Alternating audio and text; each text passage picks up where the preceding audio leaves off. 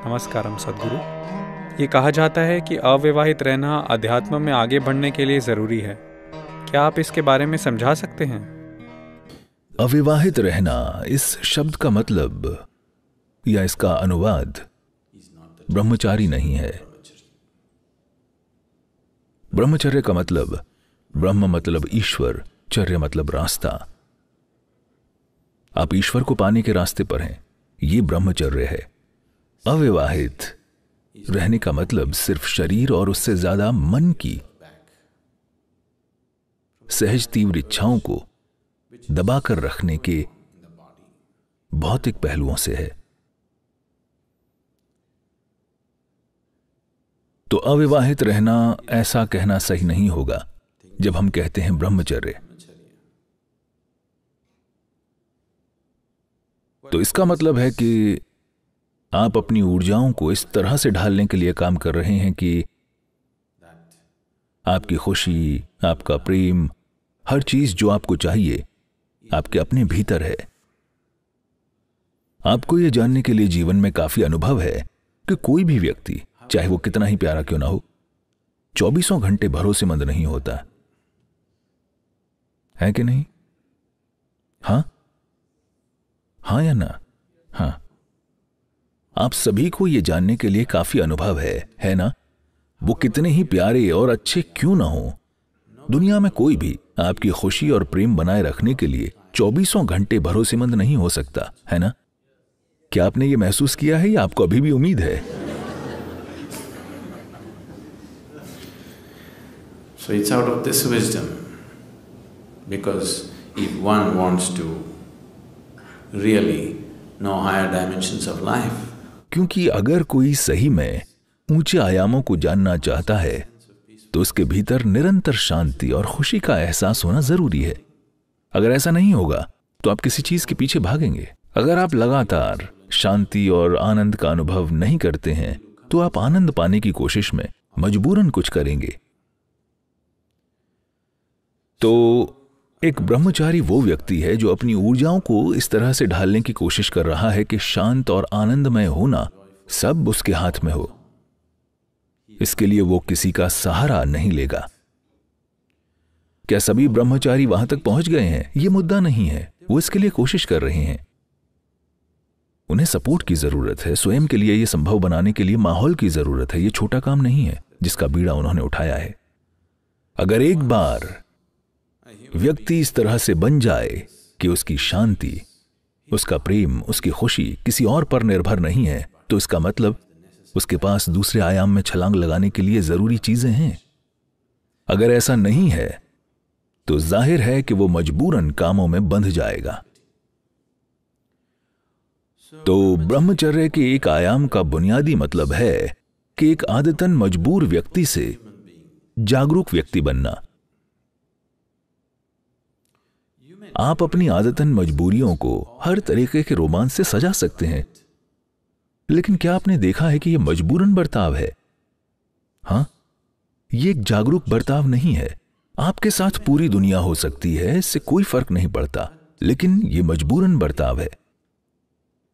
आप इसके बारे में कविताएं लिख सकते हैं, आप इसके बारे में बहुत अच्छी कहानियां लिख सकते हैं, आप इस पर फिल्में बना सकते हैं, लेकिन बुनियादी तौर पर यह मजबूरन बर्ताव है जिसे आप इतने सारे सुंदर कपड़ों से ढकना चाहते हैं जिससे आपको वास्तविकता का सामना न करना पड़े।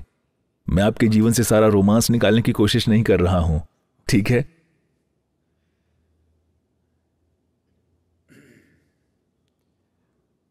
एक बार किसी के समझ में यह आ जाए कि मैं मजबूरन गतिविधियों में लगा हुआ हूं, तो मैं वहां नहीं जाऊंगा जहां मैं जाना चाहता हूं, है कि नहीं? हां, अगर कोई अपने जीवन में आदतन मजबूर है तो उसका एक लक्ष्य रखना या निश्चित जगह पर पहुंचने का सवाल ही नहीं है।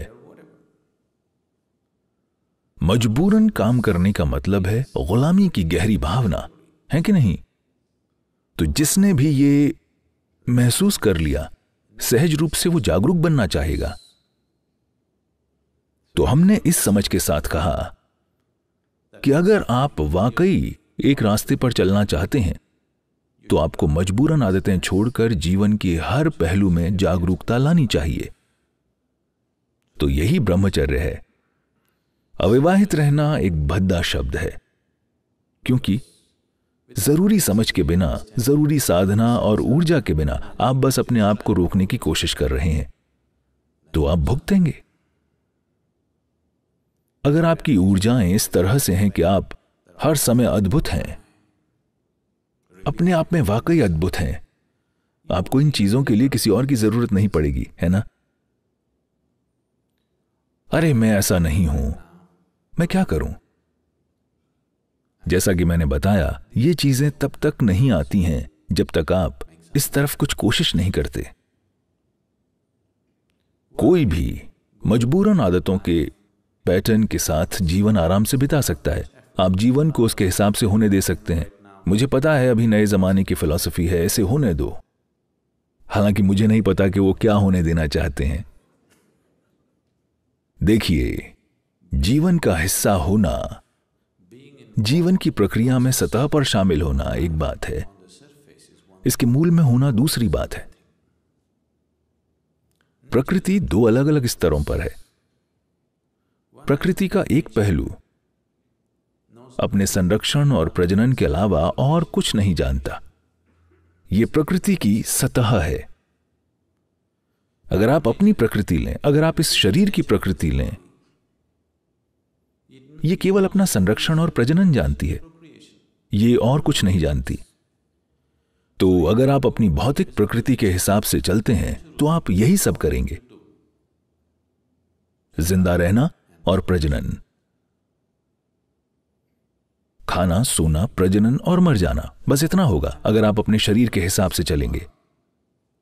लेकिन वहीं पर एक दूसरी प्रकृति आपके भीतर है जो विस्तार की चाहत रखती है। अगर आप इसे पूरी सृष्टि दे दें तो ये इसे निगल जाएगी और फिर भी भूखी रहेगी। हां, आपके पास यह है कि नहीं? अगर आप इसे पूरी सृष्टि खिला दें, सब कुछ निगल जाएगी और फिर भी ज्यादा के लिए भूखी रहेगी। तो आपके भीतर प्रकृति का दूसरा आयाम है जो असीमित रूप से विस्तार चाहता है। आप खुद को किस में लगाना चाहते हैं, यह इस पर निर्भर करता है कि आप कौन हैं। अगर आप भौतिक प्रकृति की तरफ जाते हैं तो आपको बस इतना ही पता चलेगा। अगर आप आंतरिक प्रकृति की तरफ जाते हैं जो असीमित बनना चाहती है, तो जीवन अलग होगा।